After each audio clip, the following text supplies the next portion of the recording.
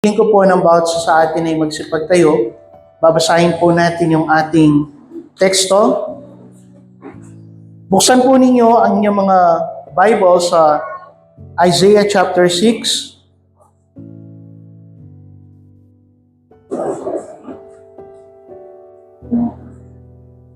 Isaiah chapter 6 verse 1. Babasahin po natin yung buong chapter. Chapter 6 verses 1 to 6. At nandiyan po sa inyong screen, pwede po ninyong sundan habang ito ay ating binabasa. Noong taon na namatay si Haring Uzias, nakita ko si Yahweh na nakaupo sa isang napakataas na trono. Ang laylayan ng kanyang kasuotan ay nakalatag sa buong templo. May mga serapin sa kanyang ulunan, at ang bawat isa'y may 6 na pakpak. 2 ang nakatakip sa mukha, 2 sa mga paa, at 2 ang ginagamit sa paglipad. Sinasabi nila sa isa't isa ang ganito, "Banal, banal, banal, si Yahweh na makapangyarihan sa lahat. Ang buong daigdig ay puspos ng kanyang kaluwalhatian. Sa lakas ng kanilang tinig ay nayanig ang mga pundasyon ng templo, at ang loob nito'y napuno ng usok. Sinabi ko, kawawa ako sapagkat ako ay isang makasalanan at mula sa isang lahing makasalanan. Mapapahamak ako sapagkat nakita ko ang hari, si Yahweh ang makapangyarihan sa lahat." Pagkatapos, may isang seraping sumipit ng baga mula sa altar at lumipad patungo sa akin. Idinampi niya ang baga sa aking mga labi at sinabi, "Ngayong naidampi na ito sa iyong mga labi, pinatawad ka na at nilinis na ang iyong mga kasalanan." At narinig ko ang tinig ni Yahweh na nagsasabi, "Sino ang aking ipadadala? Sino ang magpapahayag para sa atin?" Sumagot ako, "Narito po ako ang inyong isugo." At sinabi niya, "Humayo ka at sabihin mo sa mga tao, makinig man kayo ng makinig ay hindi kayo makakaunawa. Tumingin man kayo ng tumingin ay hindi kayo makakakita. Pupurulin mo ang kanilang kaisipan, kanilang pandinig iyuring takpan. Bulagin mo sila upang hindi makakita, upang sila'y hindi makarinig, hindi makakita at hindi makaunawa. Kundi baka'y magbalik loob sila at sila'y pagalingin ko pa." Itinanong ko, "Hanggang kailan po, Panginoon?" Ganito ang sagot niya, "Hanggang ang mga lungsod ay mawasak at mawalan ng tao, hanggang sa wala nang nakatira sa mga tahanan, at ang lupain ay matiwangwang, hanggang sa ang mga tao ay itapon ni Yahweh sa malayong lugar, at ang malawak na lupain ay wala nang pakinabang. Matira man ang 10 bahagi ng mga tao, sila rin ay mapupuksa. Parang pinutol na puno ng ensina, na tuod lamang ang natira. Ang tuod na iyon ay tanda ng isang bagong simula para sa bayan ng Diyos."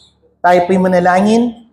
Dakila naming Ama na nasa langit, muli po kami nagpapasalamat sa buhay na pinagkaloob mo sa araw na ito. Sa lakas na taglay namin upang kami ay makadako dito sa lugar na ito, sa pagsama-sama namin upang ikaw ay sambahin at magpalakasan. Panginoon, ngayon kami po ay mag-aaral at makikinig ng iyong banal na salita. Ang sabi mo na ang pananampalataya ay dumarating sa pamagitan ng pakikinig ng iyong salita. Nawa po, bigyan mo ng karunungan ang bawat isa sa amin. Turuan mo kami, Banal na Espiritu, upang maunawaan namin ang nais mong ipangusap sa amin. At hindi lamang kami matuto, kundi mabago. Makilos kami ng iyong salita upang gawin namin ang iyong nais ipagawa. At katulad ni Propeta Isaias, ay sasabihin namin, narito kami at kami ay iyong isugo. Panginoon, pagpalain mo ang mga sandaling ito, at itinatalaga po namin ito sa pamamagitan ng pangalan ng aming Panginoong Yesus. Amen. Amen. Paari na po kayong makaupo. Sabi po ni Isaiah, narito ako at isugo mo or isugo ninyo. Isa pong tanong ang madalas kong iniisip, bakit maraming mga mananampalataya ang hindi humahayo? Hindi sila nag-i-involve sa paghayo. Meron mang programa ang iglesia sa paghayo, pero iilan lamang yung sumasali. Well, ito po yung karaniwang dahilan na binabanggit. Sabi ng iba, sila ay nahihiya. Sabi naman ng ilan, sila ay natatakot. At ang iba naman sabi nila, well, hindi kami marunong kung anong sasabihin namin kapag kami ay humayo. Pero ang tanong, yun nga ba talaga ang dahilan? Inisip ko po, kung ito ang mga dahilan, actually, napakadali ng solusyon. Kung ikaw ay takot at nahihiya, why don't you participate sa programa ng iglesia? Sapagkat doon, tiyak na meron kang makakasama. Kung meron kang kasama sa paghayo at pagbabahagi ng Ebanghelyo ni Kristo, mawawalan ka po ng takot. O kung may takot ka man, ay hindi ka na ito ikikripol. Ibig sabihin, hindi ka na ito pipigilan. Sa totoo lang po, lagi sinasabi, ako po ay mahiyain at matatakuting tao pagdating kung ako lang yung gagawa. Kaya nga ang ginagawa ko po kapag ako ay nagbabahagi ng salita ng Diyos, kasama ko yung mga kapatiran at lumalakas ang aking loob. Kagaya ng ating street preaching. Grupo kami na lumalabas at tumahayo.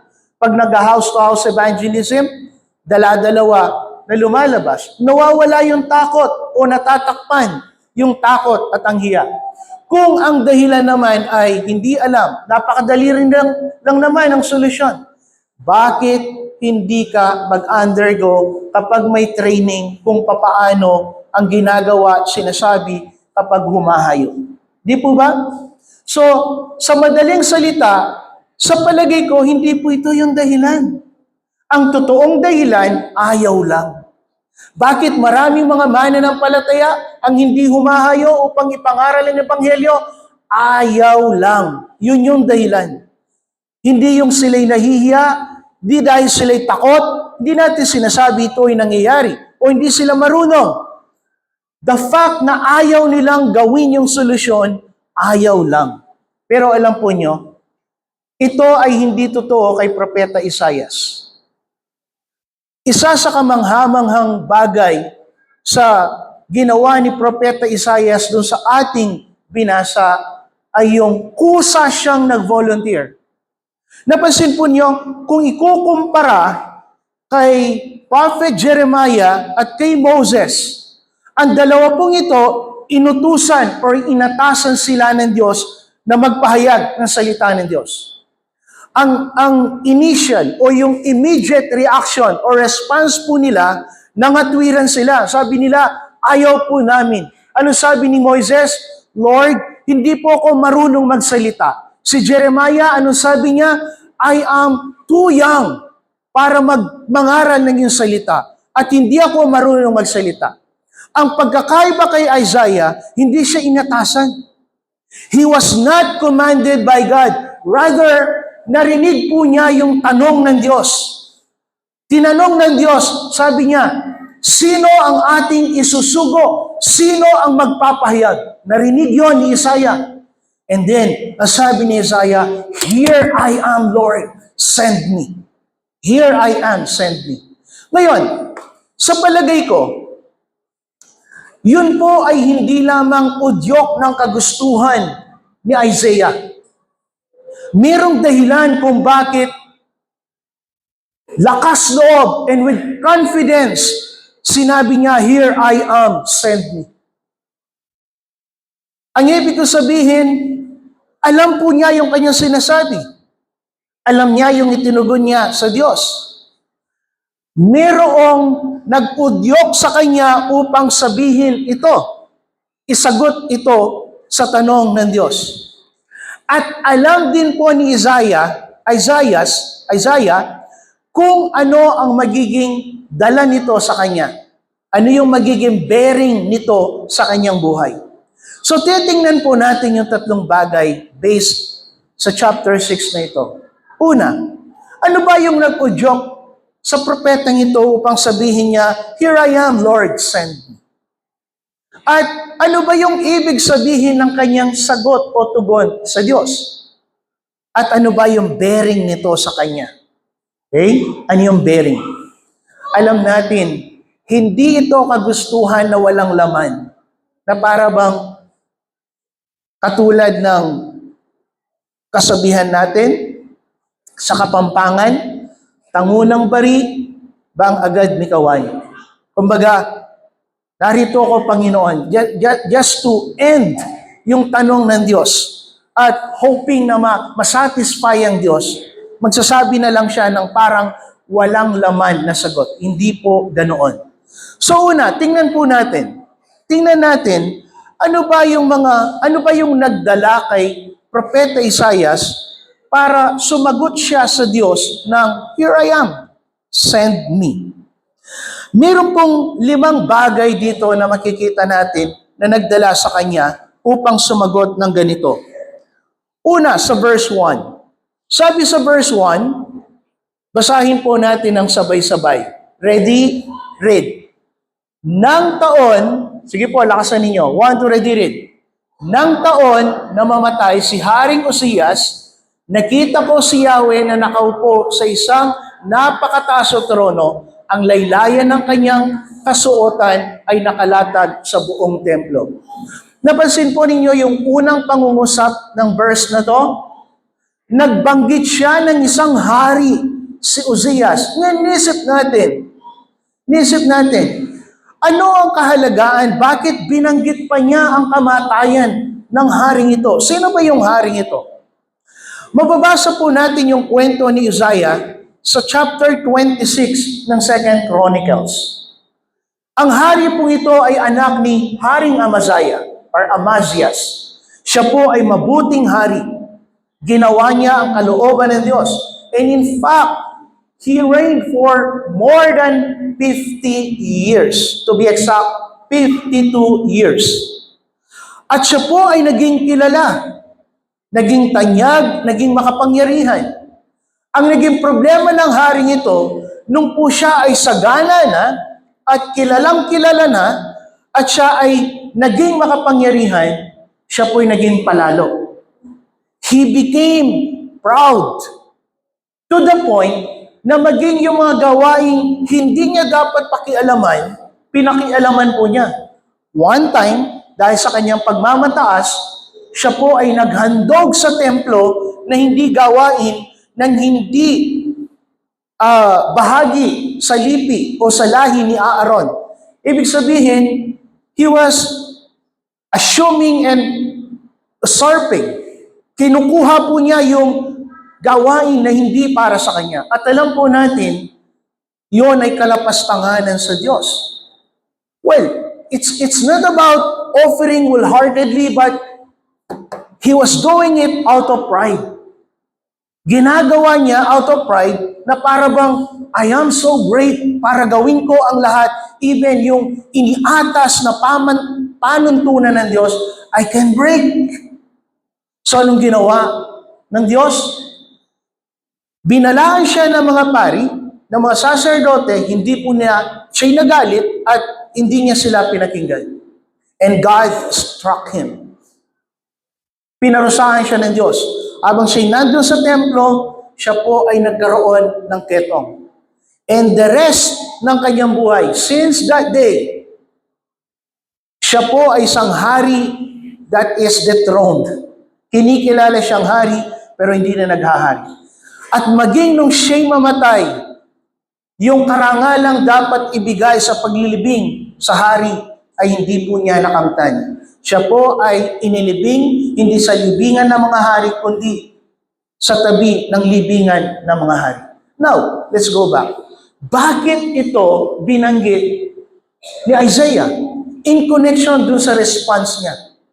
Nakita po ninyo, sabi niya, ito pinapakita niya kung ang taong ito who done well for almost 50 years, he was struck by God.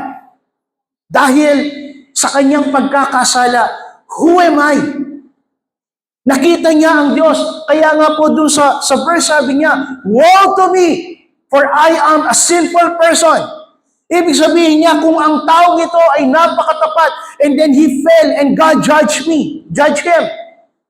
How much more ako? Para bang ang sinasabi niya, I might fall on the same tragedy na naranasan ng taong ito. So ito yung unang dahilan, nagkaroon ng takot si Isaiah. Nagkaroon ng takot, kaya binanggit niya ang taong ito na sa kanyang pagkakamali, sa kanyang pagmamataas, dumating ang trahedya sa kanyang buhay.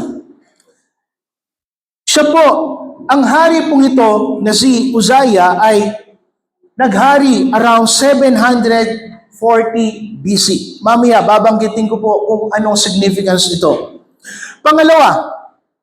Pangalawang nagdala kay Isaiah upang tumugon siya sa Diyos ng ganoon ay yung pagkakita niya, pagmalas niya sa kaluwalhatian at kabanalan ng Diyos sa pamamagitan ng isang pangitain. Verses 2 to 4, ganitong sinasabi, may mga serapin sa kanyang ulunan, at ang bawat isa'y may 6 na pakpak, 2 ang nakatakip sa mukha, 2 sa mga paa, at 2 ang ginagamit sa paglipad.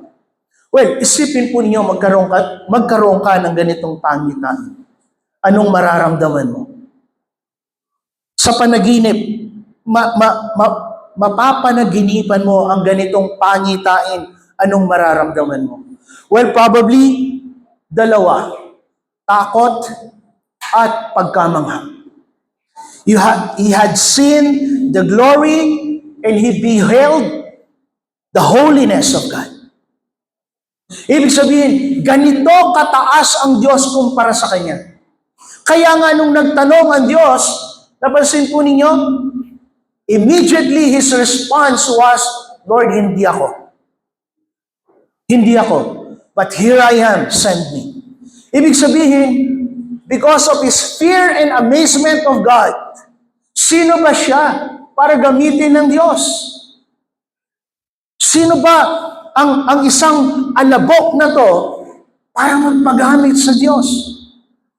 So it was because of fear na idinulot ng pangitain sa kaluwalhatian at kabanalan ng Diyos at pagkamangha sa kabanalan at kaluwalhatian ng Diyos.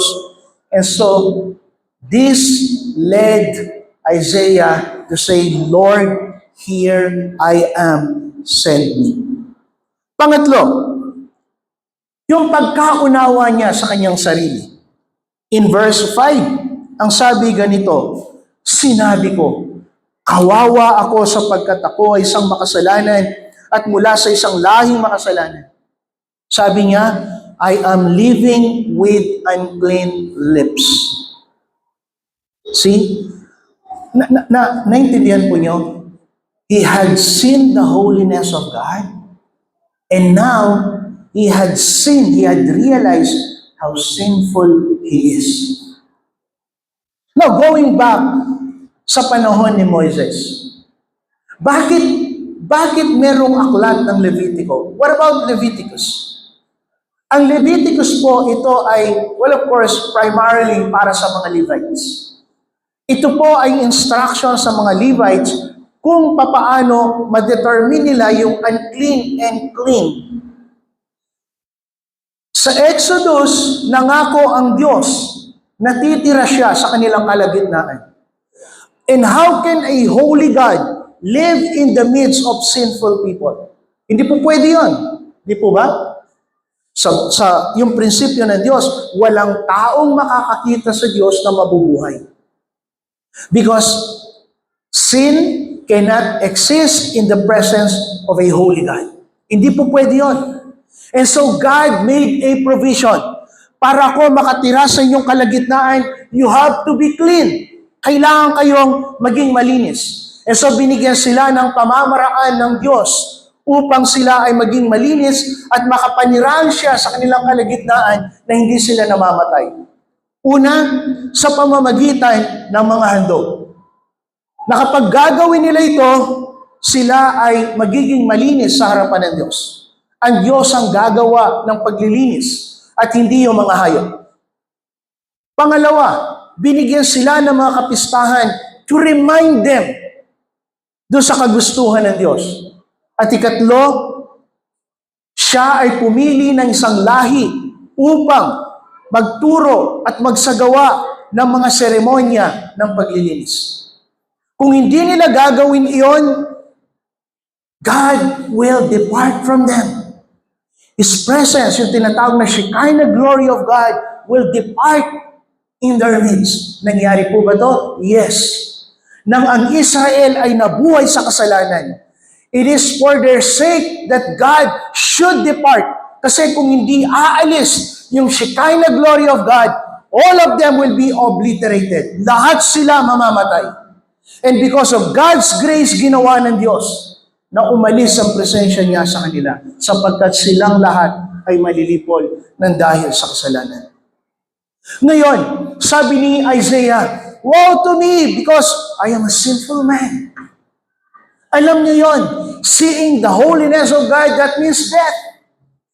That means death, kamatayan. Buti na lamang, ito po yung pang-apat na dahilan. What led Isaiah to say, "Here I am, Lord, send me." Yung ginawa ng Diyos sa kanya. Pinahayag niya yung kanyang realization. God is so holy and I am so sinful. I will die. Pero may ginawa ang Diyos.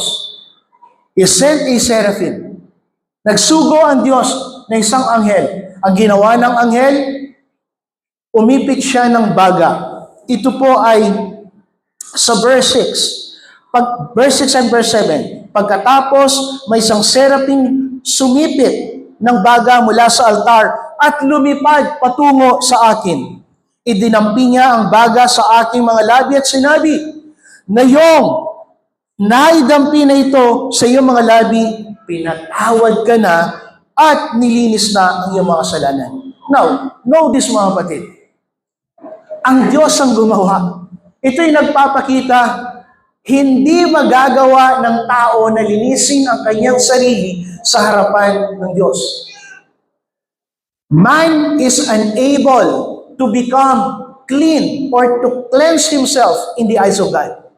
Only God can do that. Amen? Hindi natin kayang linisin ang ating sarili upang maging malinis sa harapan ng Diyos.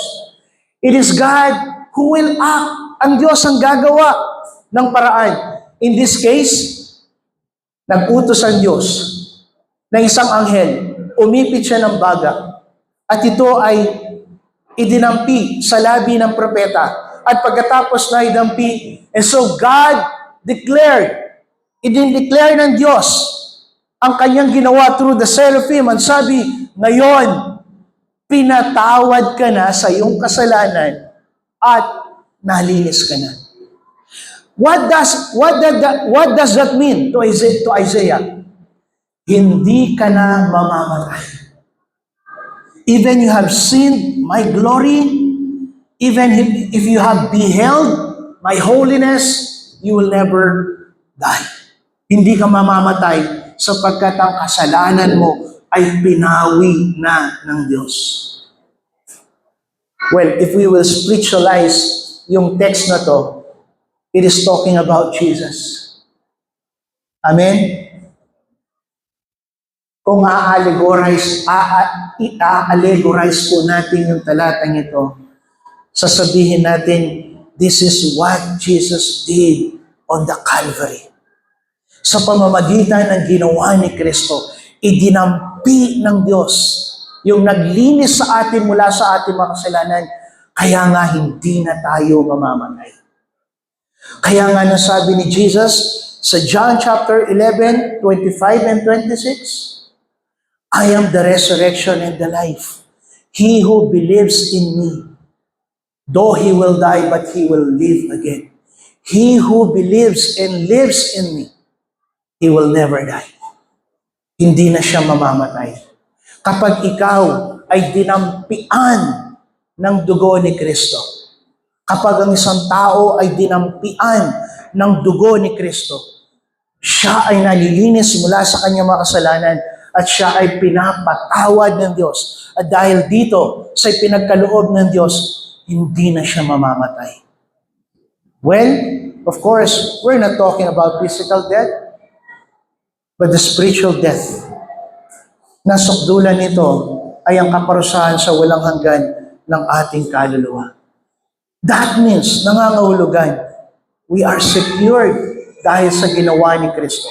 Na anumang oras dumating ang ating kamatayan, alam natin hindi natin dadanasin ang kaparusahang walang hanggan ng ating kaluluwa doon sa dagat-dagatang apoy. Amen. Tanungin mo ang iyong katabi, nadampihan ka na ba ng dugo ni Kristo? Panglima, ano ang nagdala sa propeta upang tumugon siya ng Diyos? Tumugon siya sa Diyos ng "Here I am, send me." Dahil po sa panawagan ng Diyos. Sabi ko kanina, ang panawagan ito, hindi po ito command. Iba po yon. He was not commanded by God. You know mga kapatid, when God commands, let us not treat na yung ating pag-oo is option. Is one of the options. Kapag nag-utos ang Diyos, ang ating dapat itugon ay yes, katulad ng sabi kanina. Sabi doon sa awit, bago ka pa man tumawag, yes na ang aking sinabi. Pero alam po ninyo, napansin natin, kung yung awit na yon hango sa chapter 6 ng Isaiah, mali siya. It is not love ang nagtulak. It is not love for God ang nagtulak kay Isaiah upang sabihin niyang, "Here I am, send me." We cannot see love here. Wala tayong makikita ng pag-ibig dito ni Isaiah na binanggit kaugnay patungkol sa Diyos. We're not saying na hindi niya mahal ang Diyos. Pero nakita natin ang nagtulak sa kanya, takot. Una, naramdaman niya yung takot sa pamamagitan ng haring pinarusahan ng Diyos dahil sa kanyang kasalanan.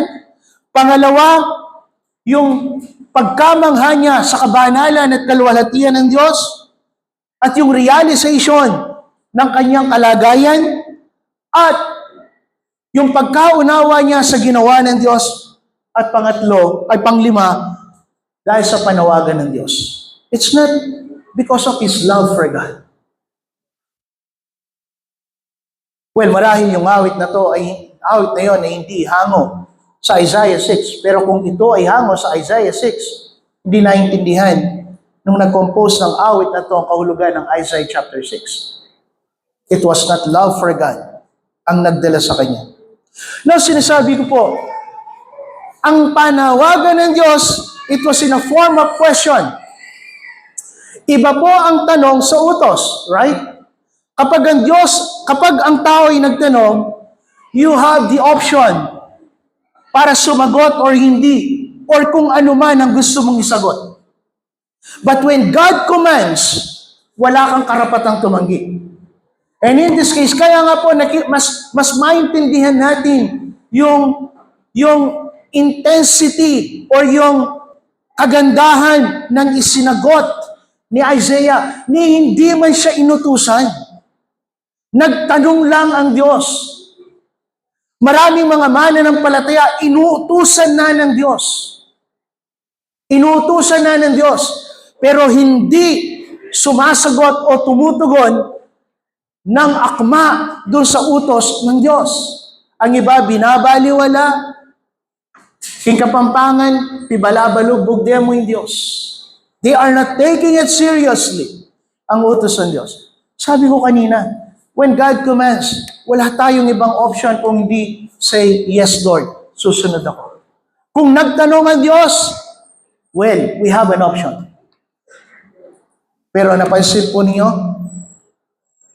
makikita natin yung kagandahan ng sagot ni Isaiah. Hindi man siya inutusan.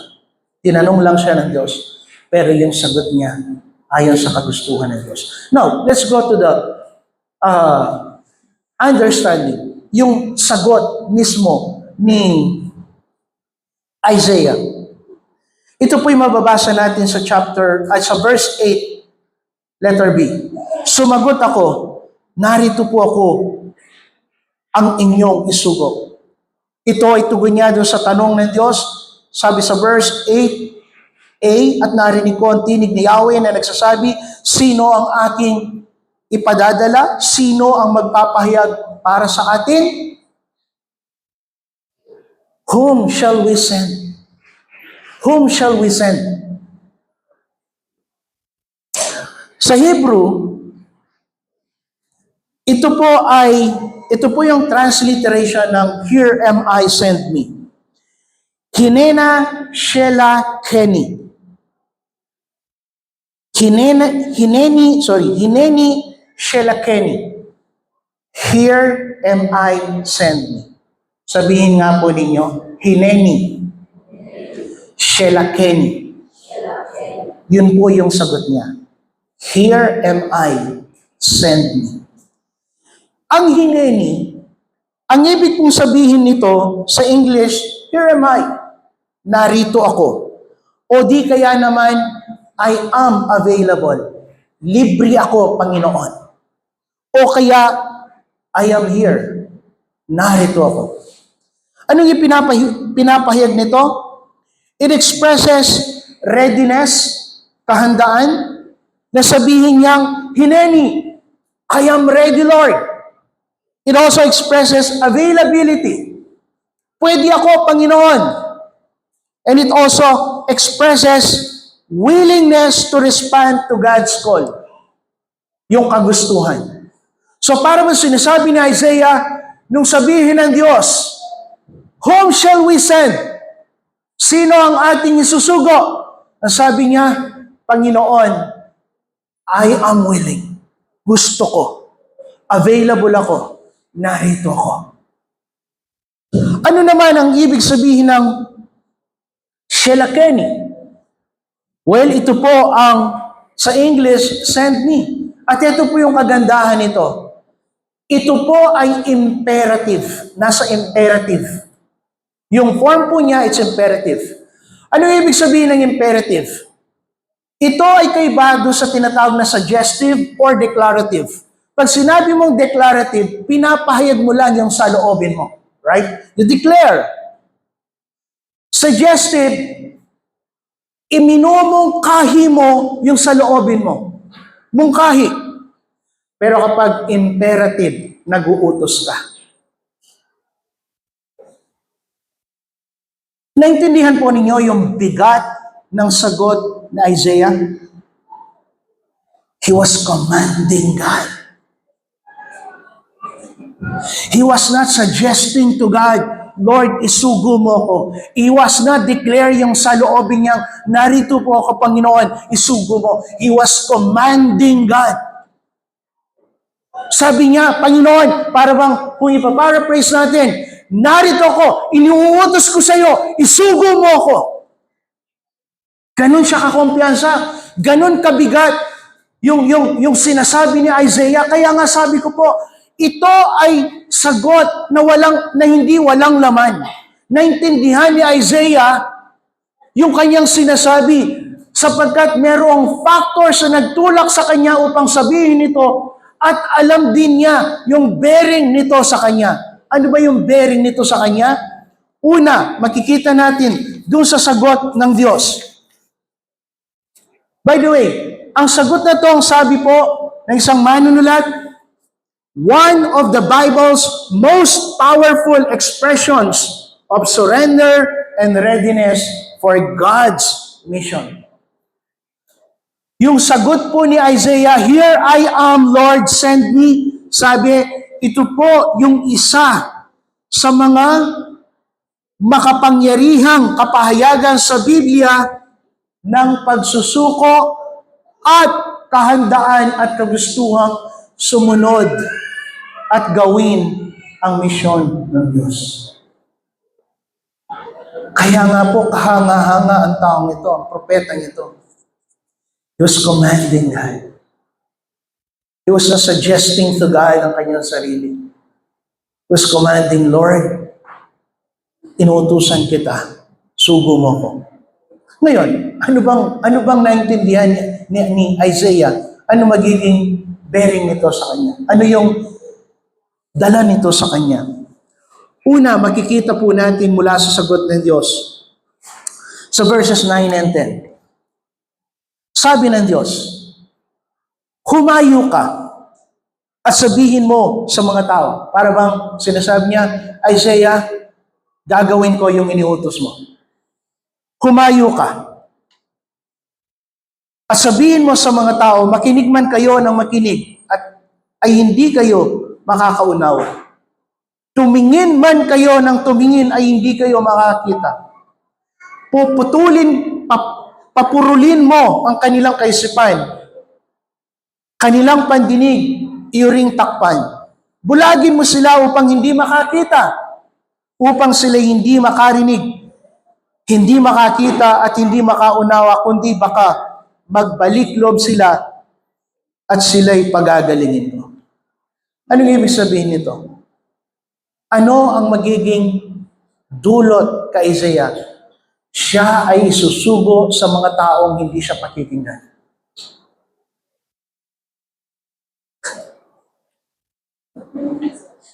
Siya po ay mangangaral sa mga taong alam niya hindi siya pakikinggan. Hindi ka po magko-complain sa ganon. Alam mo na magiging resulta. Ngayon, nang tanggapin ng Diyos ang iyong utos sa Kanya. Humayo ka, excited ka ngayon.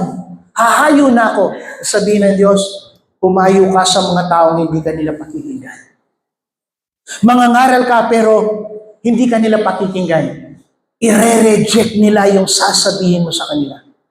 They will reject. Isipin niyo, will you not be discouraged? Hindi ka mawawala ng lakas ng loob kung alam mo mga taong pangangaralan mo, hindi ka pakikinggan? Isipin mo, ano silbi ng aking pangangaral?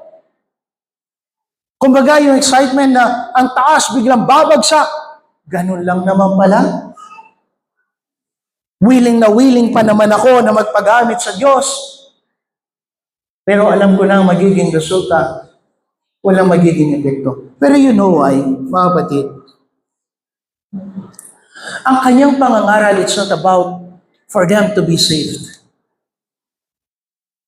Ipinapahiwatig dito ng Diyos, well, mangangaral ka, hindi ka pakikinggan. Because ang ipapangaral mo, it's about my judgment. Mas mahirap po yun, mga kapatid. Tingnan niyo, bakit yung mga prosperity gospel preachers ay tanggap-tanggap ng mga tao? Hinahawakan nila ay mga malalaki o mga mega churches sapagkat ang kanilang mensahe ay fit sa kagustuhan ng mga tao. They are not preaching about sin. They are preaching no negative messages, meaning yung negative, yung pong kagustuhan ng Diyos sa talikuran ng kasalanan, talikuran ng bisyo, they are only preaching positive messages. Prosperity, healing, salvation without repentance.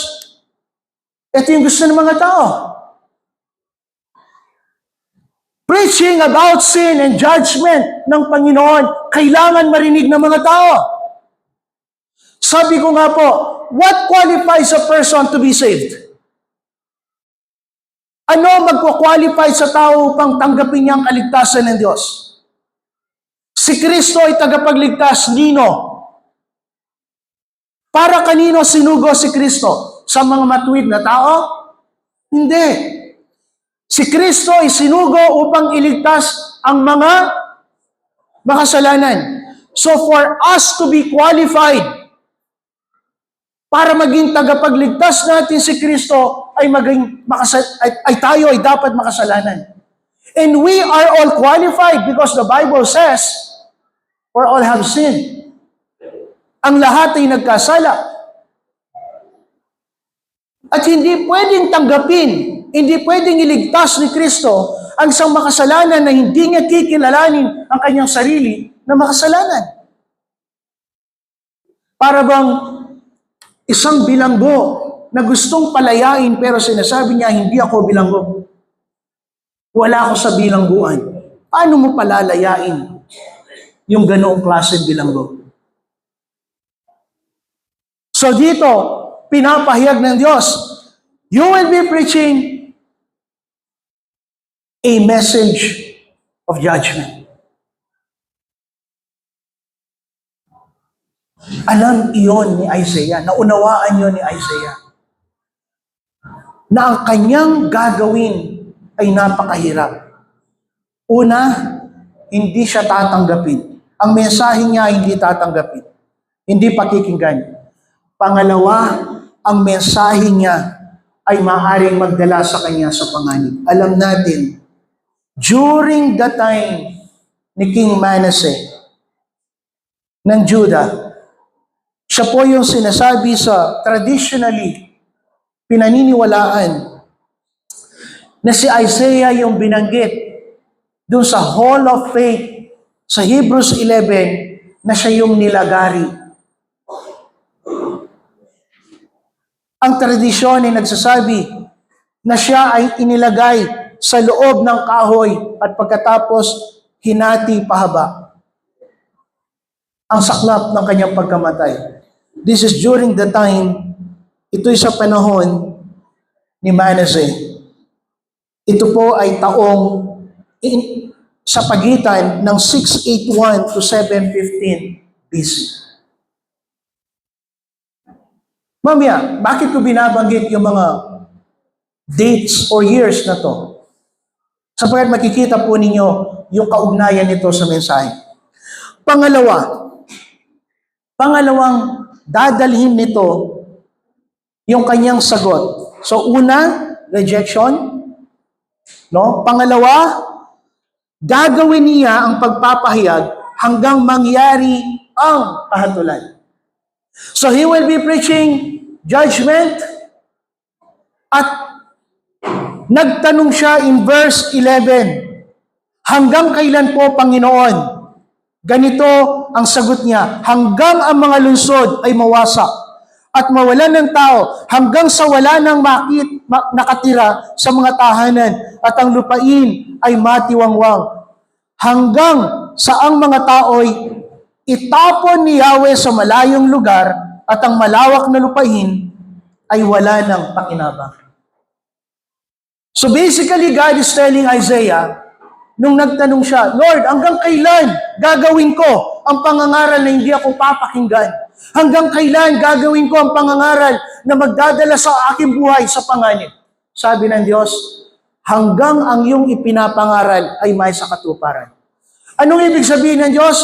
Huwag kang titigil. Huwag kang titigil kahit pa dumating ang napakaraming panganib. Kahit pa ikaw ay mapahiya, kahit pa pagbantaan ka ng mga tao, kahit ikaw pa ay patayin ng mga tao, kahit pa ang mga taong pinagmamalasakitan mo ay pagmamalupitan ka, huwag kang titigil. God is talking about His judgment. Sabi ko kanina, namatay po siya in between 681 to 715 BC. Alam po niyo kailan bumagsak sa kamay ng mga Syria ang Northern Kingdom, ang Israel? That is around 722 BC. So malamang nadatnan ni Isaiah yung kaparusahang ibinigay ng Diyos sa Israel. Pero alam po ninyo, he did not minister to the Northern Kingdom. He ministered on the Southern Kingdom, sa Judah, sa Jerusalem. Doon po siya nangaral. What I am trying to point out, mga kapatid, sabi ng Diyos, hahatulan ko ang lugar na to. Hahatulan ko. Now, ang malaking question kay Isaiah, when? When? Sabi niya kanina, hanggang kailan ako mangangaral? Sabi ng Diyos, hanggang isakatuparan ko ang mensahe mong kahatulan sa bansang ito. At nagbigay ng clue ang Diyos kung ano mangyayari sa kahatulang iyon. In verse 1, sabi niya, mawawasak ang mga lungsod, ang mga tao ay mabibihag, madadala sa ibang lugar. Alam po niyo kailan nangyari ito? ng sakupin ng Babylonia o ng Iraq sa pamamagitan ni Nebuchadnezzar ang bansang Judah. Ito ay nangyari around 586 to 587 BC. Hindi na dinatnan ni Isaiah. Sapagkat ang sabi ko kanina, namatay po siya around 715 to 681 BC. 586. That's more than 100 years from Isaiah's death. Napansin po ninyo? Ibig sabihin, ang hangganan ng iyong pangangaral ay hindi mo malalaman kung kailan. So God is just telling to Isaiah, basta gawin mo lang, huwag kang titigil. Huwag kang titigil. Walang anumang bagay ang makapagpatigil dapat sa iyong paghayo at pangangaral ng salita ng Diyos sa mga tao. Kung ito man ay mensahe ng kaligtasan o ito man ay mensahe ng kahatulan, huwag mong gawin dahilan upang tumigil ka ang takot, ang iyong sarili o ang mga tao na tumatakot sa iyo at nagbabanta sa iyo. At ano, how many Isaiah kaya ang magiging ganon sa ating panahon? Ano po yung itinuturo nito sa atin? Ano itinuturo nito sa atin? Una, ang antas ng ating totoong pagkakilala at karanasan sa Diyos at sa Kanyang ginawa ang magdadala sa atin sa totoong pagsunod upang magamit sa Kanya sa larangan ng paghayo. Let's make it simple. Hahayo ka kung naintindihan mo ang ginawa ng Diyos sa iyo.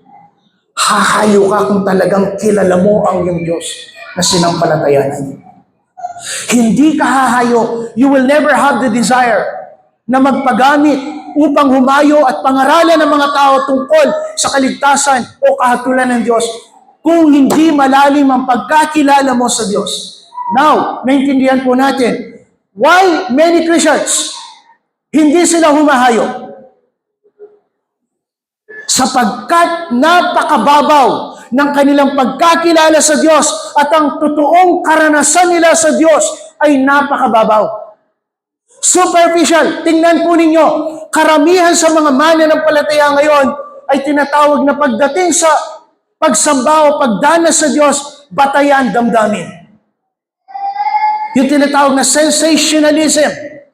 Ang mga mananampalataya ngayon, mas gusto nilang sumamba at magpuri sa Diyos ng mga magagandang instrumento at magagaling na mga tumutugtog. Hindi ko ito pinasasama. Maganda to. But ang problem is this. Ang mga mananampalataya ay willing-willing sa mga bagay at ginagawang ito, samantalang ang mundo ay naghihintay ng mga mananampalatayang willing-willing sa sinasabi nilang nararanasan nila ang presensya ng Diyos sa pamamagitan ng sama-samang pagsamba. Pero ang mundo, pabulok ng pabulok. At iilan lamang ang humahayo at walang pakialamang marami. Masyadong lango ang mga mananampalataya sa loob ng mga bahay-sambahan sa kanilang mga ginagawa at walang pakialam sa nangyayari sa labas ng iglesia. Pakatandaan ninyo, walang ibang sinabihan si Kristo, you are the light and the salt of the world, kundi ang kanyang mga mananampalataya. Hindi ang sanlibutan, hindi ang mga politiko. Kaya nga para po sa akin, ang iglesia hindi man dapat makialam sa politika ng bansa. Samantalang ang ating talagang trabaho ay pinababayaan natin. Ano ba? Saan ba tinawag ang iglesia? Ipangaral ang ebanghelyo sa sanlibutan ito. Hindi pumunta doon sa mga lugar at mag-demonstrate. Let's focus on our purpose and mission. Proclaim the message of the gospel. Amen. Ngayon, I am not against kung may mga mananampalataya o mga lingkod ng Diyos na pagdating sa pangangaral, they are so faithful. At ekstrang ginagawa nila ay lumalakad sa kalye upang mag-demonstrate. Probably that's their conviction. Ang mali. Napaka-aktibo sa mga gawaing politika pagdating sa pangangaral ng salita ng Diyos. And worse, even mga pastors, they are not really giving time, much time, sa pag-aaral ng salita ng Diyos at sa pananalangin. Pero pagdating sa ibang mga bagay, not only in politics, but even in business, or in other things sa mundong ito, ay napakaabala. They are missing yung purpose ng Diyos, why He called them. Now, mga kapatid, sinasabi ko dito, ang antas ng iyong pagkakilala sa Diyos, the degree of your knowledge of God, and the degree of your true experience of God, will lead you, kagaya ni Isaiah, para sabihin mo, "Here I am, Lord, send me." Pero kung napakababaw na yung pagkakilala sa Diyos, at napakababaw na yung karanasan sa Diyos, you think you can only experience God on Sunday at least 2 hours every Sunday, hindi masusurpresa ang Diyos kung bakit andyan ka lang nakaupo habang ang iba ay humahayo. Amen? Naintindihan po niyo ang ibig sabihin? Pangalawang itinuturo nito sa atin, ang batayan at motivation or motivasyon natin sa pagsunod sa utos ng Diyos. Now remember, to Isaiah, hindi po ito iniutos. Nagtanong ang Diyos. But in the New Testament, for us Christians, maliwanag, utos ng Diyos ang paghayo. Amen? Naniniwala po ba kayo ng pagpapabanal ay utos ng Diyos? Utos ba ng Diyos na tayo ay magpakabanal? Sagutin po ninyo ako. Mga kabataan, utos ba ng Diyos na bilang Kristiyano tayo ay magpakabanal? Sagutin niyo, lakas niyo. Amen o amen? Amen. Bakit? Well, sabi sa Peter, be holy. Kinote niya sa Leviticus, di ba? Be holy, for I am holy. At ang sabi pa, without holiness, no one can see God. So, utos sa atin na tayo magpakabanal. Palagay ninyo, utos din ba ng Diyos na tayo ay humayo? Mga adult, mga magulang. Amen. Ano sabi sa Matthew chapter 28, verse 19? Go therefore, humayo kayo, at gawin ninyo mga lalad ko, mga bansa. Bautismuhan ninyo sila sa pangalan ng Ama, ng Anak, at ng Espiritu Santo, at ituro ninyo sa kanila ang mga bagay na tinuro ko sa inyo. Utos ba yon? Or suggestion ng Panginoon? Utos iyon. Ngayon, ang sinasabi ko, ano ang dapat nating maging batayan? Dahil lang ba ito ay utos ng Diyos? Dahil lang ba ito ay nagmula mismo sa bibig ng ating Jesucristo? Dahil lang ba ito ay sinunod ng mga sinaunang mananampalataya and therefore dapat sundin din natin dahil tayo ay nagmula sa sinaunang iglesia o ng mga mananampalataya? Pakinggan ninyo ito. Ang batayan at motibasyon natin sa pagsunod sa utos ng Diyos na humayo ay hindi ang ating sarili, dahil lang gusto natin, dahil mahal natin ang Diyos, hindi rin ang ibang mga tao, dahil sila'y nangangailangan ng salita ng Diyos upang maligtas, hindi dahil may mga modelo tayong tinutularan na ginawa ito. Ito po yung pangunahing batayan at motibasyon kung bakit susunod tayo sa utos ng Diyos na humayo at ipangaral ang salita ng Diyos. Alam nyo kung ano? It is God Himself. Ang Diyos mismo Siya yung batayan natin. At siya yung motivasyon natin.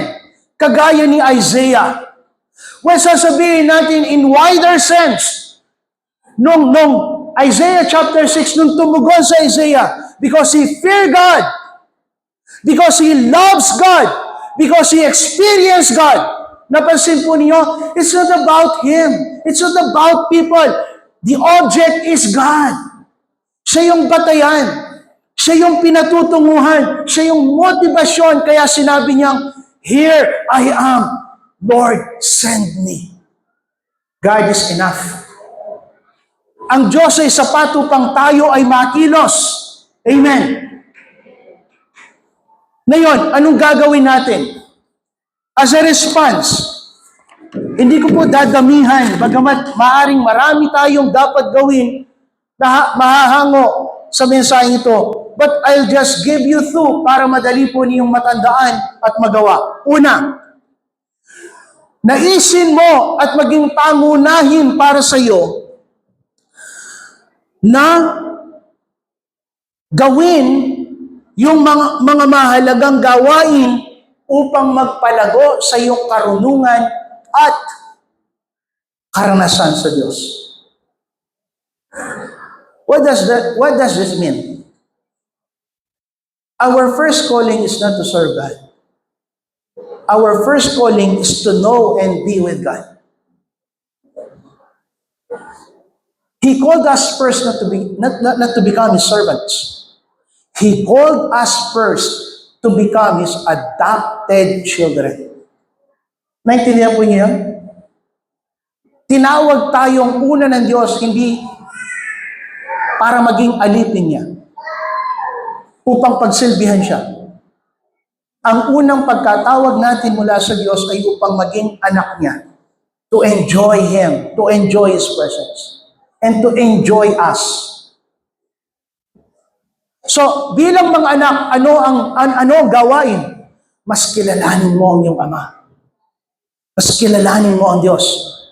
At napakaraming mga paraan upang makilala natin higit ang Diyos. Sunday worship, kapag pinapahayag ang salita ng Diyos, pagbabasa and meditating the Word of God, lagi ko nga po sinasabi, kung ikaw ay worker ng Panginoon, do not tell na hindi mo binabasa ang salita ng Diyos araw-araw. Kung ganun ka, hindi mo naintindihan ang pagiging worker mo. Much more kung ikaw ay isang leader ng church. Kung ikaw ay leader or worker ng church, dapat you are above the average. Kung ang mga ordinary member, nagbabasa lang sila, paminsan-minsan, pag nagugustuhan nila as a worker and leader, hindi ka ganun. Well, I'm suggesting, mga kapatid, if you are a work and leader or leader ng church na to, basahin mo ang Biblia at least once a year from cover to cover. Amen. Sapagkat isipin mo, ano yung ituturo mo? Ano yung ituturo mo sa mga hinahawakan mo kung ikaw mismo hungkag sa kaalaman sa Diyos sa pamagitan ng kanyang salita? Maraming mga mangangaral nagtuturo ang baon nila lakas ng loob. Hindi karunungan sa salita ng Diyos. That's very dangerous. Babasahin nila isang talata, iiwanan ng Bible, kwento ng kwento. At the end, mga kapatid, naintindihan ninyo ang salita ng Diyos? Hindi yung salita ng Diyos. When you preach the Word of God, paniwanag mo sa tao. Anong kahulugan noon at anong kahulugan nito sa atin? At ano ang dapat nating itugon ngayon? Mga kapatid, maging priority ninyo na maging malalim ang pagkakilala ninyo sa Diyos. Every opportunity na magkaroon kayo, kapag may mga seminars, I am encouraging you. Isa sa mga gusto kong iwanan someday sa mga churches na pinagpapastoran ko, na ang mga leaders at workers, sila ay maging uhaw sa pag-aaral. Sapagkat kung iniisip mo, alam mo na ang lahat, o meron ka ng alam at hindi ka na nakikipag-training, that's the end of your learning. New things come, new ideas come. when you learn, kapag ikaw ay nag-aaral. Amen. Sabi ko nga po, maging sa atin, i-push ninyo yung mga pastor na mag-aral. I-push natin, kami mga pastor. I-push ninyo, kami mga pastor ninyo na mag-aral. Not necessarily na formal training school, napakarami. Suportahan ninyo yung pastor kapag may mga seminars. Kung gusto niya mag-aral sa isang formal training, suportahan ninyo. Bakit? Kayong makikinabang, hindi lang siya. Amen. Mga leaders, I'm encouraging you, unahin ninyo. Gawin ninyo at maging priority yung mga bagay na makapagpapaangat sa iyong kaalaman sa Diyos. Kapag may mga training, sumali kayo. Huwag ninyong idahilan ang inyong mga trabaho, inyong kabalahan, bigyan ninyo ng panahon. Kung pwede rin lang namang isang tabi yung trabaho sapagkat you are investing for your eternity sa mga bagay na ganito. Pangalawang dapat nating itugon, humayo tayo dahil ito ang nais ng Diyos. Amen. So after na maging priority mo, na lumalim ang pagkakilala mo sa Diyos at ang karanasan mo sa Diyos, alam nyo, automatic na yun eh. Yung sinasabi natin kanina, kung kilala mo ang Diyos, naranasan mo ang Diyos, imposibleng hindi ka hahayo. Kapag nakakita ka ng sale, na alos piso lamang yung mga product doon sa lugar na yon, nagkataon na napadaan ka, nakita mo sale, up to 100%. Pumasok ka doon, nakita mo, mga magagandang items sa kusina, pan-display, damit, nakita mo, sobrang napakamura. Sapagkat ito ay parang inventory sale, para na lang ma-dispose. Bibili ka ngayon, meron kang 500 pesos, nakauwi ka ng halos hindi mo mabuhat. Pag uwi mo, tatahimik ka dun sa iyong bahay. You will be enjoying yung mga nabili mo. Sasabihin mo sa asawa mo, tingnan mo yung nabili ko. Huwag natin ipagsabihan. Huwag mo ipagsabihin. Natural sa atin na kapag nakakita tayo ng ganon, sasabihin natin, sabihan mo si pastor. Marami siyang damit na mabibili doon na magagamit niya during Sunday worship. Sabihan mo si sister, iti-text ko si brother para kaagad pumunta sila doon, baka maubusan sila. Tama po ako? Am I right, mga kapatid? Kasi naranasan mo yung nakamura ka. Gusto mo maranasan din nila. Anong punto ko? Nakilala mo si Kristo? Naranasan mo ang kanyang pagliligtas? Naranasan mo ang kanyang kalayaan? Hindi ba natural na ito ay pagsabi mo? Matatakot ka, mahihiya ka, nasasabihin mo, dahil kay Kristo, binago niya ang buhay ko. Dahil kay Kristo, ngayon, anumang oras ako mamamatay, alam ko, pupunta ako ng langit at hindi sa impyerno. May nakakahiya po ba doon? May nakakatakot po ba doon? Eh ano ngayon kung hindi tatanggapin ng mga tao? Eh ano ngayon kung hindi ka paniniwalaan? For as long as sinabi mo, yung nakita mo, yung naranasan mo na maganda, na gusto mo lang ipasa sa kanila. And it's up to them kung tatanggapin nila or hindi. But at least, ginawa mo yung bagay na alam mo, na ikabubuti nila. At ang sabi ko nga po, dahil ito ang kagustuhan ng Diyos. Alam po ninyo, ibinalita kamakailan na mahigit 7,000 Kristiyano sa Nigeria ang pinapatay. Pero alam po ninyo, kahapon nakita ko, napanood ko, I don't know kung ito ay totoo or hindi. I have not validated it sa ibang mga sources. Isa sa pinakamaraming Kristiyano sa buong mundo ay ang bansang Nigeria. Pero araw-araw, sila ay nasusuong sa panganib. They are being massacred. Church buildings are being destroyed. Ang mga pastor pinapatay, ang mga leaders sinasaktan, pinagbabantaan. At tatanong, why is it? Mas dumarami ang mga mananampalataya. Dahil ba merong anghel na nangangaral? Dahil po ba walang dahilan ng mga tao ay sumasampalataya na lang kay Kristo? Hindi.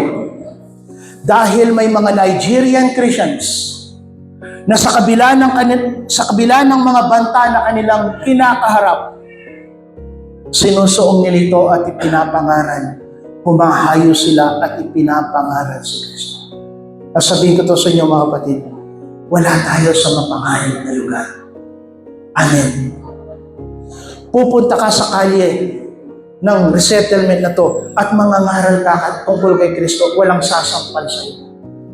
Walang magsasabi sa iyo, tumigil ka kundi sasaktan ka namin. Walang magsasabi ng ganoon.